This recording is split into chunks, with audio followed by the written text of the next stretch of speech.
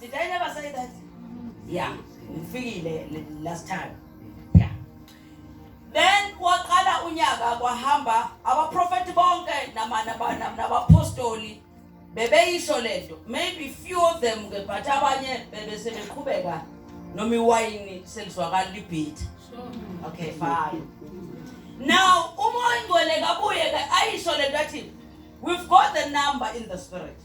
That is number 8. We've got number 8 in the spirit, of which is number 8 in the spirit. It's a new beginning. Yeah. And number 8, it's a number diamond. Yeah. It's a diamond number in the spirit. Yeah. It's all in all.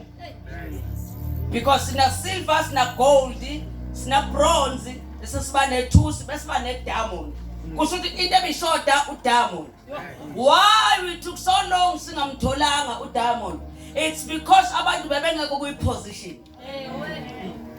uNkulunkulu akavela nika abantu izinto zakho bengekho position. Nathi thina ama-charisma bese sonta asifuni ukuworshipa. Because we cannot worship God without holiness.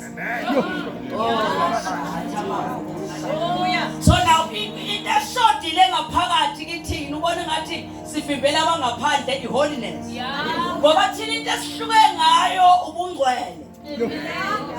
Hayi angifuni wethuke uzuthi ngizokhuluma into zakho angizokhuluma into zakho kodwa ngizokhuluma into zakho waJesu. So now uma kushoda iholiness noma singahlabelela kanye la abantu bazophendukela without preaching. Oh, I wish I can step down. So now into esuke yashoda ilento ukuthi thina si attract abantu ngoba sihlabelela. Asiquli. No asiquli. Siyahlabelela. We sing a song in the spirit. Jesus. Yashamaho. We sing a song in the spirit. Then umuntu ezothathelwa isiswe kwakhe. When we sing, because we don't just sing, we're worshiping God, the Almighty. Now, let us hleka kithi yona besihlobe ngayo. Now, abesithi uNkulunkulu simtholile unumber 8. Number 8 is a new beginning. Jesus. Uthi the wine will be new. And the wine skin will be also new. Ngawe mazozoliphatha iBhayibheli kodwa usezulifunda ngamalenses amadala. Akhishiwe amalenses okubuka iBhayibheli ngale ndlela. Noma ngabe awushumayele kahle eqala ngaleli verse owadudla ngalo. Lizoshintsha already shintshile.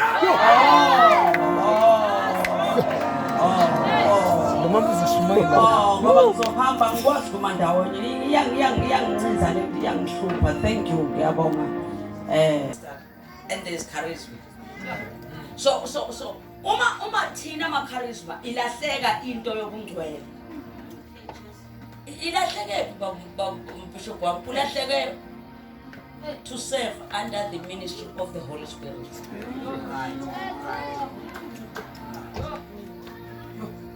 So now uThomo ngcwele mighty babayi sasala sakhe into yethu. Kenza kanje wakhe into yakho. Bemnandi futhi mnandi. Nandlela into yakhe ingasizi umuntu. Was the minister of the people. Yeah. If abantu bengafumani lutho in your ministry, that's not a ministry. It's not. Let us be honest. It's not of just one man's show. Yeah. This is here to transform the lives of the people. Yeah.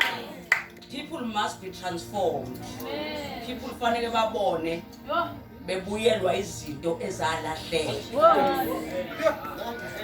So uma mina ngizoba isangoma sabalozi briefly bese ngezwe ngizoba isangoma sabalozi kanti ngala ngaphakathi kuthiwa iKingship anointing. So nawe kwakuzongihlula nje mina ngibuza manje ngishunyayela kwathiwa ngamakushunyayela kuthiwa ngimukela uJesu ngoba I was very stubborn ngangivele ngibuze uqala ngangibuza uNkulunkulu amsebenzisa yabona ngakho stubborn ngeke uzube nochoko uNkulunkulu akambiza umuntu ongabuzi uNkulunkulu uhamba nomuntu obuza ufuna ubuze so ngabuza ke mina ngafana noDavid ngathi okay akasithi ngiyaphendula ngoba umzalwane ngothola ukwenzakalani because mina ngizalwe efamily empofu uyahlushekwa ipoverty ebheke ukwenzakalani ngase ngiphendukile ngiyeza bazalwane ngoba akufunze izinto ungazange ubuze so now ke ngase ngiyithola impendulo izo lezi ezingibeka la namhlanje but what I'm trying to say ukuthi uma lethe bazalwane la ukhonza khona sekuphela u10 years ungashitila kuyona I don't care nganenhlelo zinde akuyona hamba ufuna uyiyona ngoba ikhona iyona futhi mase ufitile iyona izokulahlisa izinto uzolahlekelwa ngoba ngeke ungalahlekelwe awukwazi ukuphila nakho konke ma ufika uhamba nendoda ngipithile ngizolahlana angazi ngosami ngifuna lapho kodwa nje ngifuna ukuhighlighthela ukuthi lento yethu iyamshintsha umuntu haleluya mayingakushintsha no mntanami no uyaqawa nasiqawi siyaworshipha we're worshiping God in spirit and in truth hey No. Ngifuna sifunde because inkosi ngixoxela isimanga. Ithi inkosi mina hamba ukuye kubona. Ngithi ngiyokwenza inkosi. Uthi hamba obaxoxela lento. Ngizoxoxa lento bese ngifundiswa. Uthi uNkulunkulu, you know why bestrategisha abantu balawo yakhona eEast. Ngenxa bastrategisha yini? Uthi ngokolibo fuzo lenhlabathi yabo. Uma kungcwatshwa inkosi la. Uma kungcwatshwa inkosi ungayemuva ungaya namanje uma kugcwatshwa inkosi ufuna isikhumba senkomo ayifakwe eboxini kodwa manje siyakhona ngiyakuba ngathi ifakwe eboxini bese ithatha iqojanyiswe ibhekiswe ngabantu bese ifakwe isikhumba ngamanye amazwi bathi kuyona buya uzogada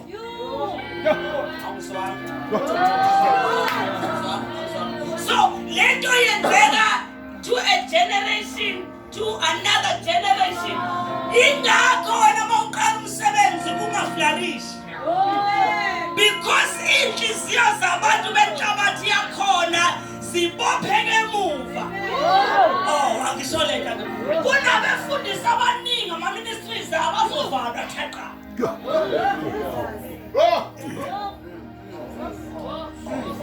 Nothi ngoba wenzeni but uma ungenayo baba wakho owakwazi ukumbambela umhlabathi ngeke ukwazi kuya phambili wena lethi sizokubuza manje ukuthi useve kubani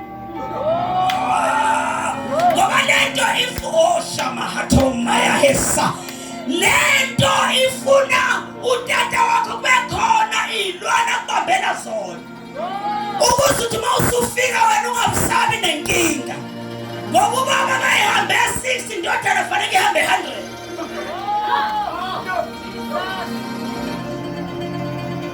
so uthi mina uthini inkosi usho kanjani uthi heba bashika uthi kungcono abantu be-religion kungcono abantu be-Pentecostal ngoba obabungidi bayuthekisha umhlabathi uthi but abantu be-charisma these people bafailishile ukwazi ukubamba umhlabathi when we talk about umhlabathi we talk about the hearts of the people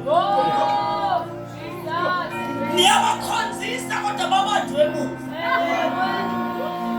that is why bephakathi kodwa babhizi namadlozi uphethe idlozi uphethe ibandla eliphila emhlabeni ewu-2 Come on. That's the Lord. Kukhona ama-ministries azovala ingedi ikhale emnyango because uzokwenza uyoqala phansi ufuna utata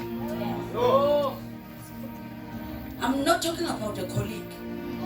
I'm talking about indoda ethandaze yaqhophoza umhlabathi. Yeah. Ukuze ukwazi ukumphatha. God is God of his principles. Amen. 2 Kings chapter 2. Verse 19.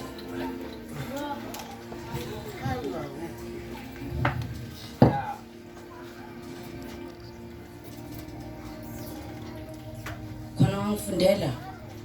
Ukhona ophethe amplified. Angifundele. Then ke sizobe sifunde lonke then ke bese sibuyela ngoba it's only 4 verses. Is that will be easy ukuthi siwafunde. Yes.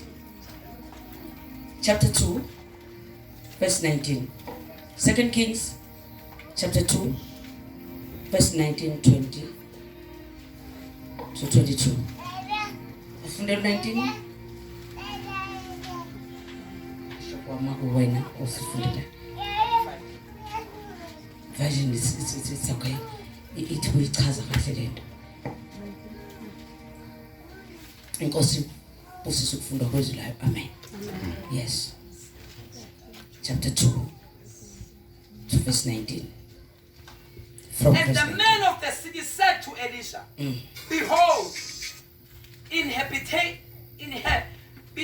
inhabiting of the city is pleasant, as my Lord sees.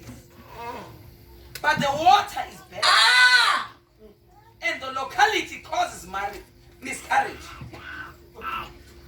and barrenness. Besa ku Elisha laba bheki. But because ungakwazi ukubamba umoya osebenza to the city. Hey. Every city unomoya. Ukhona ama-gate okufanele wahlule. Ngeke ukwazi ukupenetrate if ungazange wafale lawo ma-gate. So now lamadoda ke abona uElisha mayiqeda nje ukushiyana noElijah. Esethatha ingubo kaElijah ewela ngayo isise emahloko. Usefika la ke bathi umprofeti we-kingship anointing yakho sinenkinga nesithi the city is well situated. Ngabe yazi i-city mawibuka avinhle. But the problem is the land. Ngama yamazi i-city mawungena kuyona inhle kodwa yakhelwe phezulu.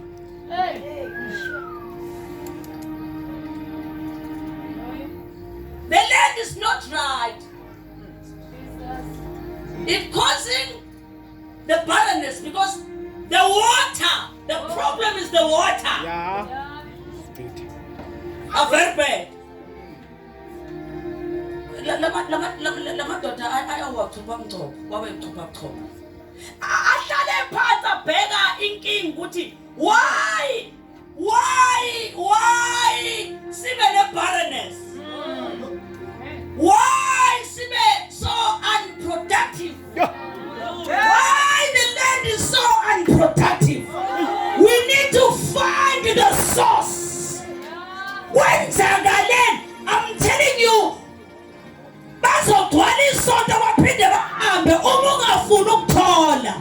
you need to find out.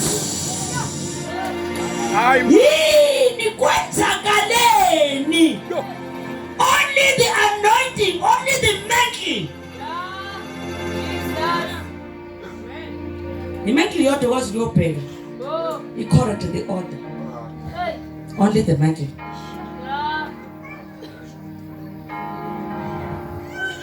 But no. One, you don't know what is there. There's more energy. How very easy. But we've got a problem. Even though I don't know what it is. But no, man, there is a problem. Ama kusho nasiyobheka la ephuma khona lamanzi ngoba lamanzi enza ngisho umhlabathi ungayenzi harvest. Uma siyasathola okwelapha amanzi asezuba nenkinga yomhlabathi.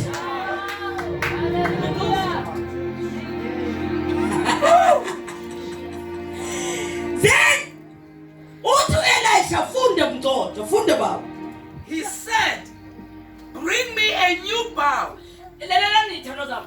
Wayengenankinga la Elisha wayengasuka athi ngikhombise la iphuma khona amanzi. Do you know why afuna ukusebenza kanye nabo? Wayenzela a generation to come. Yeah. Ngokuyazazi ingqondo zabantu ziyakhola. Mhla efile uElisha wakovuka omunye umprofeti. Baphinde futhi bahlonze i-problem eseyagqitshwa. Kanti sekhona i-problem entsha. Akuseyona le. Because lonke ugcobo specifically to a certain problem. Hallelujah. That is why we are in a new beginning. Because there is a tablet in the spirit. Le tablet besingeke sithi log in. Unless we find the pin code. So now, la Elisha ufika kule city kunale problem. Now okay. Nithi kusho nanti kule problem. Habani ngifunela uJehova omusha ongakazi usebenza. Ngamanye le city yayikholelwa kakhulu emangalisweni. So now kwakufanele ahambe ngokwengqondo adilele ingqondo zabo. Angithi la kuleli zoni kulona ngekwazi ukusebenza nabantu bala uNkulunkulu engakuphila ugcobo lokuthi usebenze literally emikhubeni ngoba bebekuthanda ukugula. Imvelo yabo nje ukugula. Bakhuliswe kanjani.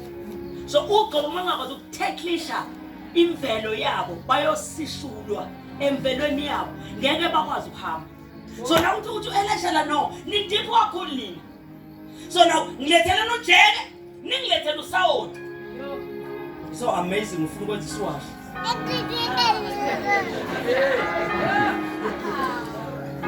But okay, let's check obemusha awungawazi usetshenziswa komuntu. Usawoti futhi awuphume kini. Wozani nakho kuletheni. Itokufaka phakathi. Wasethi ngikhombiseni umthombo. Mabe fika emthonjeni. Wasefika njani emthonjeni mthonje?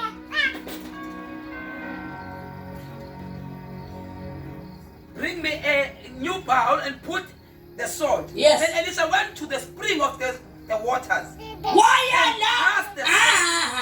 Wayala. Waya kwisource. Ngeke uthi inqobile into ungayanga kwisource. No, you can't. Ugcobo bangakwazi uku-addressa isource. Lungakwazi uku-addressa izinto abafike nazo. Ngeke ukwazi ukuhlala nabo.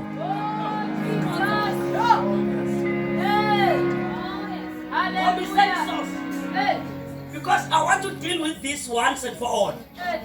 Akusababi komunye umprofeti ophinda adile namanzi. Futhi awuzange uphinde ubone omunye umprofeti ngaphandle kaElisha. Then mabeyela emanzini ufika emfuleni ufika isiphethu ufika la kuyikhona amanzi la kuyiwona amanzi angcolise umhlabathi the whole city. Mayifika khona kodwa fika yenza.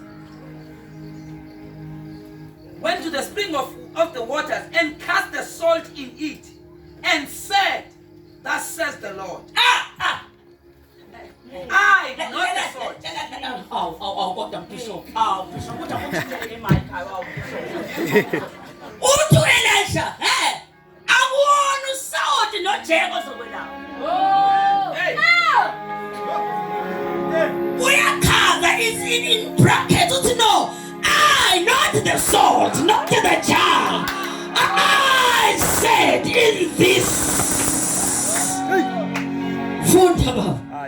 That says the Lord, I, not the sword. Oh, not the, anyone say not the salt. Don't trust the salt. Trust the word of a prophet. Don't trust the salt.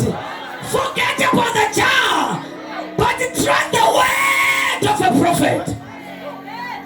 Oh yeah. Hallelujah. Hey, Jesus. Funda that. I, not the sword, have healed these waters. Oh.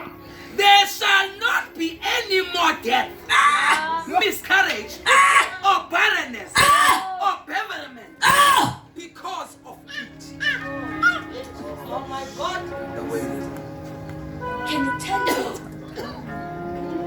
tell me what uNkulunkulu uzovusa abantu in this generation? Oh.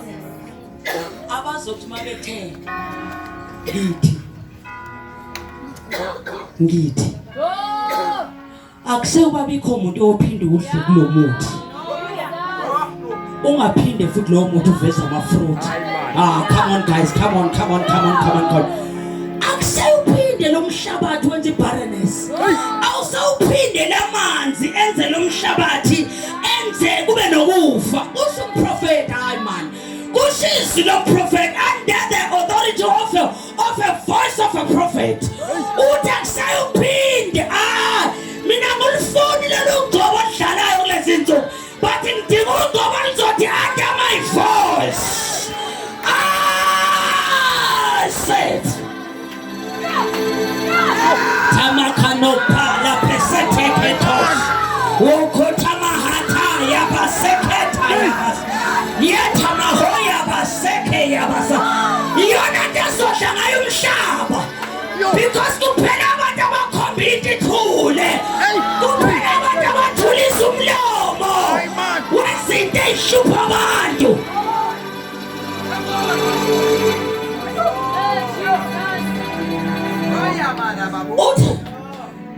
When I read this scripture, tell them ukuthi labantu abaphethwe izinto.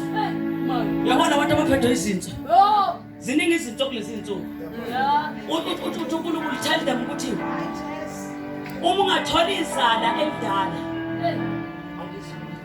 Uma ungathola la kuchithwa khona umlotha omdala. Uthuthwini la kuchithwa khona umlotha kade ubasiwe. Kodwa ube mdala. Umbe umdala. Obusewubilisa. Mawusubilisile busewusifta. Mawususifta lo phethwe izinto awuphuzi. Because kuna leya membrane eseyintsweni. Akekho kwazi ukurestoration, udokotela akakwazi ukubuyisela uma inso idamaged.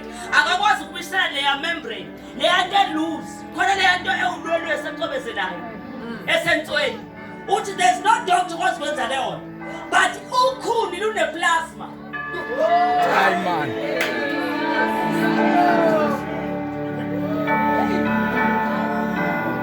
Uthi ukhuni lune plasma. So when you drink lento eqhamuka lapho ukhunini osenhla umlotha osuhlala isikhathi eside zaleni wawupheka bese usifta bese uyeka uphole insukwana bese uyaphuza. It has come to restore that thing elahlekile lapha entsweni kungakhokhela malini. Oh Jesus. Hallelujah. Akukho umuntu now bebengabaningi abantu abaya kodokotela. Why? It's because abantu bebekhuluma kuyona inkinga.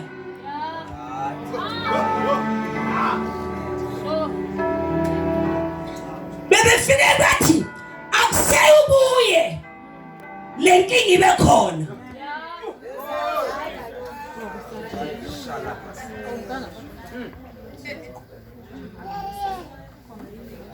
Umprofeti lo oshoyo.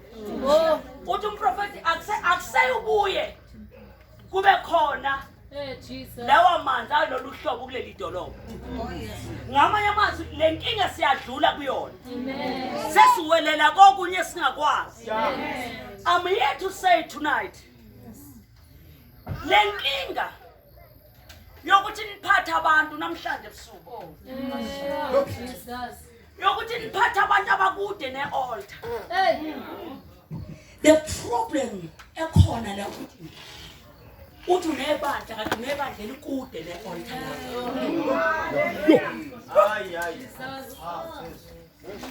I-message ibe strong endlini.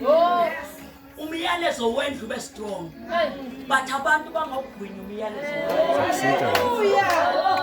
Akekho umuntu okhula ngaphezulu komyalezo oshunyelwa endlini kubo. Uma ubone ngakhuli kusho ukuthi umyalezo wasendlini akawukhonzile. Oh, Jesus. Into ebuhlungu ukuthi uphinda umyalezo owodwa. Kuba abantu abawu-10 abawumukele. The rest yebandla uthola ukuthi ikude kunalento oyishumayelayo. Why? The problem is the land. It's the ground.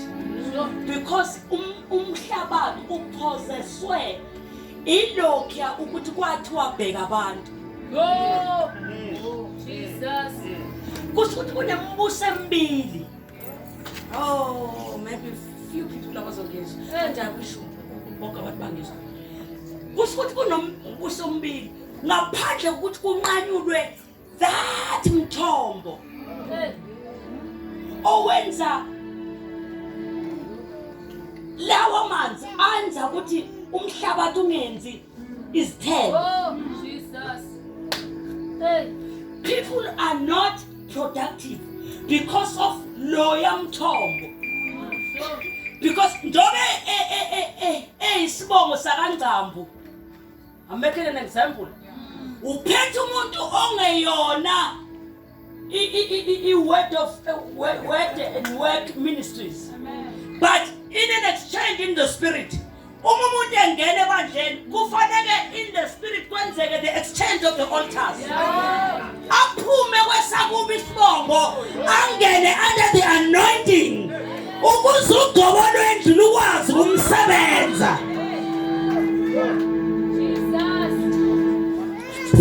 So uma ugcobo lwendlu lungam-adoptile nefamily yakhe ufana nje nomuntu ongena aphume, but he's not a son in the house. We do not have the members. We've got the sons in the house. Those who are imparting the anointing that is working in the house. But if umthombo ungavalwanga ufika beyincawa phambi kwakho mayephuma uphinde esibongweni sakubo.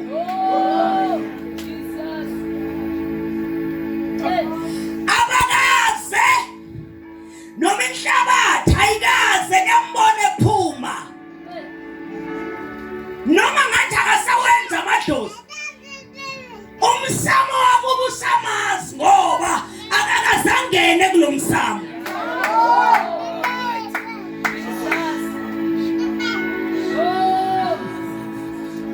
You are still registered kuloya msamo. West party uma ufike ebandleni ungayikhokhi ishumi neminikelo.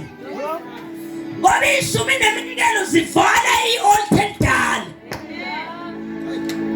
Uma bebiza bethi simemeza abakwaSibanibani abe family yakho, you are not included if wena in this altar ukhokhi ishumi neminikelo, because you are silencing the ground.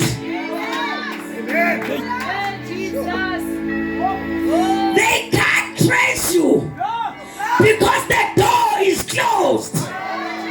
Abakwazi ukubona ifu lasekhaya liyakusitha.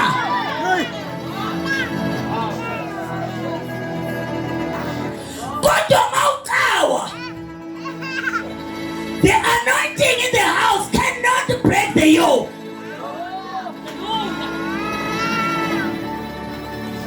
Now, what can we do? Namhlanje ebusuku sothandaza. And I'm sure lento kade sicangishisa wena namhlanje. Namhlanje yaphela.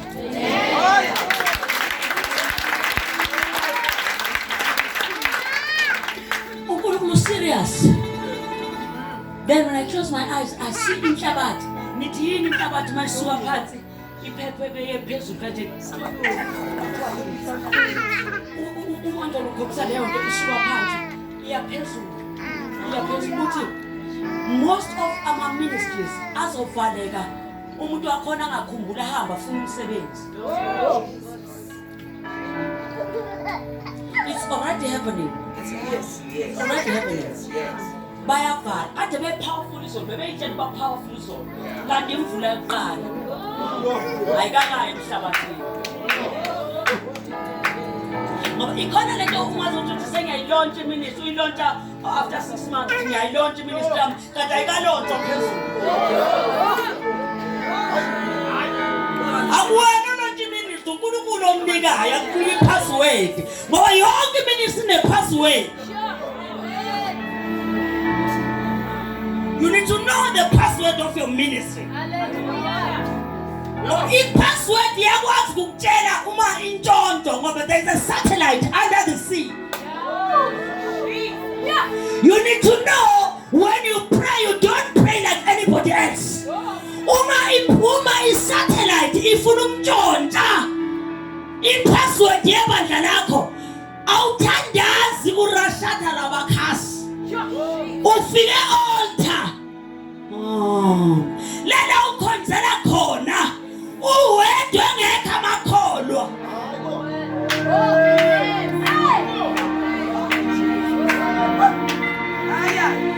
ekuphasa mangabe uza kanye namakholwa awabizwanga amakholwa wena obiziwe. Ngikhuluma Nkosi yami ngikhulumela uJesu. Lalela izulu licela even kunkosikazi wakho fanele azi ucela uNkulunkulu wakubiza. Umshiya embhedeni uyolala esontweni ukuze akutshela kunike the numbers of your password. Hayi man. I-password yeministry yakho awudayisi ngayo ngisho embhedeni.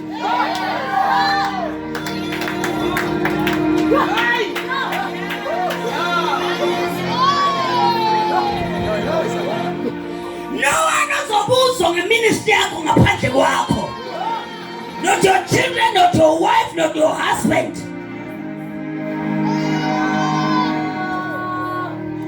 But God is gonna question you ukuthi kwenzeka kanjani because